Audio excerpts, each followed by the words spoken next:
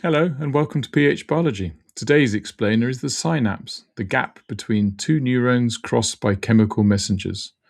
By the end of this video, you'll know why electrical signals become chemical, why synapses are slower than the rest of the nerve, and how neurotransmitters work.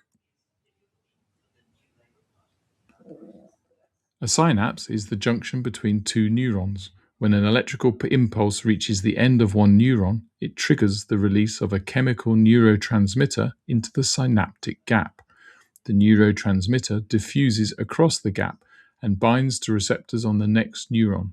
If enough binds, a new electrical impulse starts in the second neuron. Three things.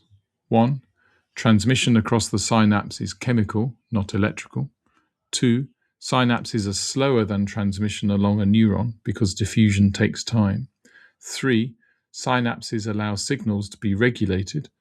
They can be amplified, dampened, or modulated by drugs and medications.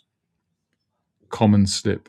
Don't say the signal jumps across the synapse. It's carried by neurotransmitter molecules diffusing across, and synapses are slower than along a neuron, which is why reaction times have a measurable minimum, usually around 1/5 of a second. Quick example, the ruler drop test for reaction time. Catch a ruler with your fingers. Average time around 0.2 seconds. Most of that is synaptic delay.